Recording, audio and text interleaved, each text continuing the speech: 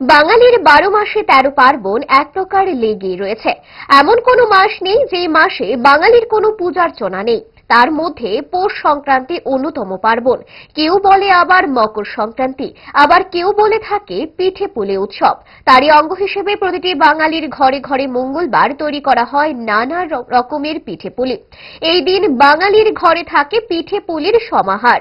সূর্যোদয়ের আগে ঘরে ঘরে আলপনা এঁকে পিঠে পুলির সূচনা করা হয়। বাঙালির এই উৎসবের সঙ্গে গ্রাম বাংলার কৃষ্টি সংস্কৃতি জড়িত। অতীতকাল থেকেই পূর্বপুরুষের হাত ধরে এই উৎসব চলে আসছে। মকর সংক্রান্তিতে মূলত পিঠে পুলি তৈরি করে মানুষের মধ্যে খাবার দাবারের রেওয়াজ বিদ্যমান। এই দিনে পিঠে পুলি তৈরি করে অনেকে পূর্বপুরুষদের উদ্দেশ্যে তা প্রদান করেন। তারই কিছু দৃশ্য ক্যামেরা বন্দী করা হলো। সবাইকে সংক্রান্তির অনেক অনেক শুভেচ্ছা জানাই। আর সংক্রান্তি মানেই পিঠেপুলির উৎসব। আমরা যেমন ছোটবেলা থেকেই দেখে আসছি, আমাদের মা, ঠাকুমা, আমার দিদা সবাইকে দেখতাম এই দিনটাতে, মানে সংক্রান্তির আগের দিন সারাদিন পিঠে নিয়ে খুব একটা ব্যস্ততার দারুণ একটা সময় কাটতো। তখন বিভিন্ন রকমের পিঠে বানাতো, আমরা খেতাম, খুব মজা করতাম।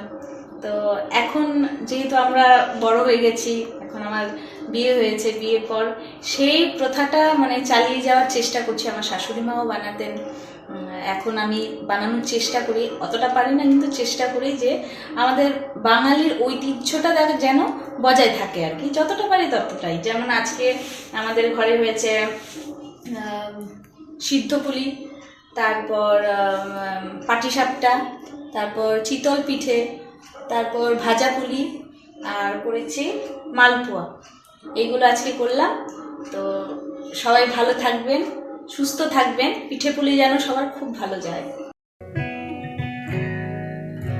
জুড়ে থাকে বাঁধন আপনার চেয়েও আপন,